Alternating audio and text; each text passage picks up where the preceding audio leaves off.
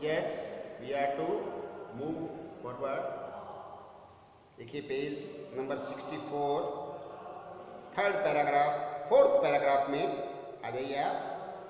So he always brought me some gift or other from the town. Dash a paint brush or gold ink or white chalk or a double-edged pen knife to sharpen pencils.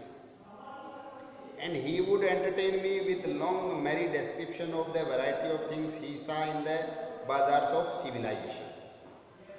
देखिए बेटा, बच्चों का जो एक मानसिक स्तर होता है,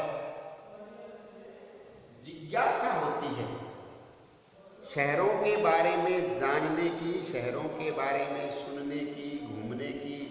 बाल मन में बड़ी उत्कंठाएं होती हैं कि ये देखूं, ये देखूं, ये देखूं.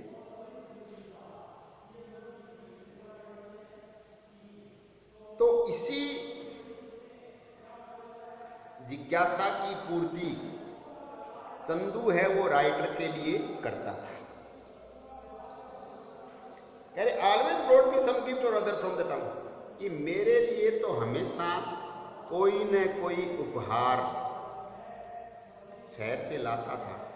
जब भी जाता कोई उपहार लेकर आता था. अब उन उपहारों में क्या होता, देखिए बच्चों की बेटा रुचि की वस्तुएं यही होती है. ए पेंट ब्रश, पेंटिंग करने की ब्रश हो गई. गोल्ड इंक, सुनहरी शाई, क्योंकि नॉर्मल जो नीली काली है बच्चों को लुभाती नहीं, उनको अलग गोल्डन, सुनहरी. वाइट चौक, सफेद चौक, बच्चों को बड़ा शौक होता है. स्कूल में, इवन कॉलेजेस में हमने प्रत्यक्ष रूप से बहुत बार देखा है कि जब गुरुजी क्लास में नहीं हैं तो बच्चे ये चौक लेकर और बोर्ड पर कुछ न कुछ अपनी कला का प्रदर्शन करते हैं. तो बड़ा एक श्रेष्ठता का आभास होता है बच्चों को कि मैं भी देखो बोर्ड पे लिख सकता हूँ. बच्चों में ऐसा भाव सामान्य पाया जाता है. तो चौक है, सुनहरी शाई है, पेंट करने की ब्रश है, और a double edged pen knife, जो पेंसिल वगैरह को क्या छिलने के लिए. डबल एज का मतलब दोनों तरफ धार वाला, कि इधर से छिल लो चाहे उधर से छिल लो. पेंसिल को छिलने के भी, तो इन चीजों का बड़ा चार्म होता है. टू शार्पन पेंसिल्स, पेंसिल को तीखा करने के लिए.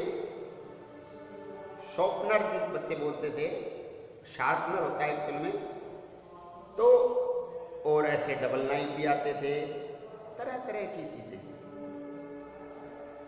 बच्चों को बड़ा ही शौक होता है. And he would entertain me with long merry description of variety of things, और मेरा मनोरंजन करता. कैसे? Long merry description of variety of things, कि चीजों का बड़ा लंबा चौड़ा वर्णन करता कि मैंने टाउन में ये देखा, ऐसा हुआ, ऐसा हुआ, ऐसा करता है. वर्णन करके मेरे को बताता है.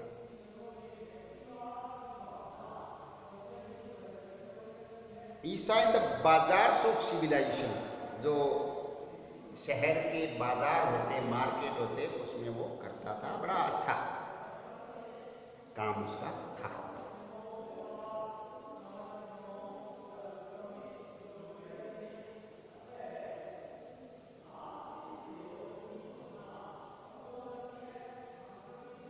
He was particularly detailed in his description of the wonderful English styles in clothes which he saw the sahibs and the lawyers, the chaprasis and the policemen wearing at the district court, where he had to wait for the journey home at the back of Lala Bhukamchand's factory. देखिए अब लाला जी की उस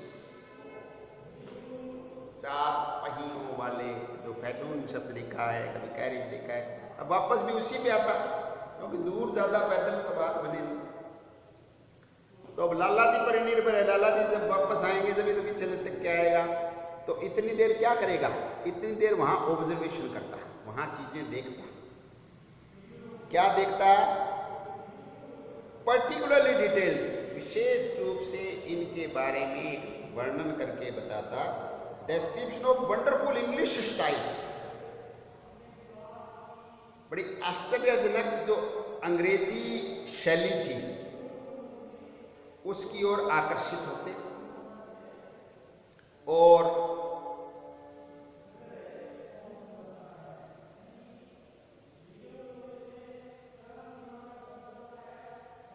वर्णन करते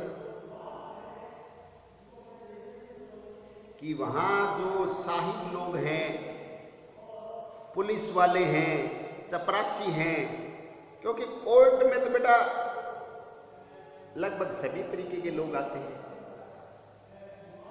उनके कपड़े, क्योंकि pant shirt tie वाले, और तो गांव के लोगों के लिए पता है वो एक उत्सुकता का विषय उस समय बहुत ज्यादा था। आज भी हमारे देश के ग्रामीण परिवेश में अगर कोई व्यक्ति कोट पैंट टाई लगाकर जाता है तो सामान्यतया उसे साहब ही बोलते हैं, साहब समझते हैं, चाहे वो कुछ भी हो। ये हम लोगों की अंग्रेजी जो परिधान है उसके प्रति पूर्वाग्रह हमेशा से रहा, आज भी है, उनके प्रति आकर्षण। इसलिए अंग्रेजी जो स्टाइल थी उसको बड़ा पसंद करता है। अभी देखो कौन कौन, साहिब्स एंड लॉयर, वहाँ साहिब लोग आते, लॉयर वकील लोग आते, तो वकील कोट पहनते काला, पुलिसमैन पुलिस वाले आते तो वो भी अपना खाकी वर्दी होती उनकी। वेट ये to wait for journey home, जहाँ पर उसको अपने घर की जर्नी के लिए इंतजार करना पड़ता था। अब इंतजार करता है तो बच्चा, देखो बच्चा बेटा जहां भी रहेगा उसका मस्तिष्क खाली नहीं रहता, कुछ न कुछ ऑब्जर्वेशन करेगा। अब वो ऑब्जर्वेशन ऐसा करता सूक्ष्म कि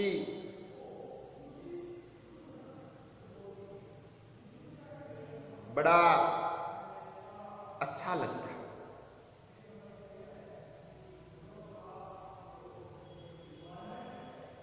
And once or twice he expressed to me a secret wish. He had to steal some money from the pitcher where his mother kept the emoluments of his professional skill, to buy himself a rig out like that of Kallan Khan, the dentist, who had performed miracles in the town, fitting people with rows of teeth and new eyes.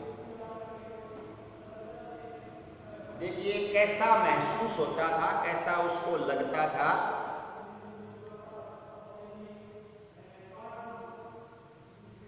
एक बार और क्या करें, 2 बार, once or twice he expressed to me, उसने मेरे को बताया था, अभिव्यक्ति की थी, सीक्रेट विश, गुप्त इच्छा। गुप्त इच्छाएं क्या होती है बेटा? सामान्यतया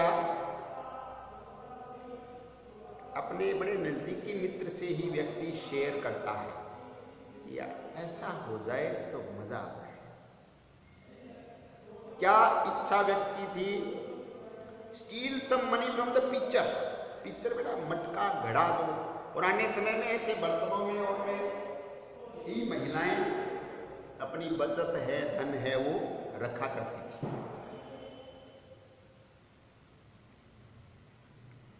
Where his mother kept the emoluments of his professional skill, वो जो कुछ कमा के लाता था, इसका इमोल्यूमेंट बेटा कीमती सामग्री, कीमती चीजें होती है, तो उसकी माता जी है वो रखती थी उसमें छुपाकर। किस लिए? वो गौर से सुनने की बात है। इसके चोरी का विचार आया। कहाँ चोरी? माँ जहाँ मटके में धन छुपा कर रखती, वहां से चोरी करने का, थोड़े पैसे चुराऊं। किस लिए?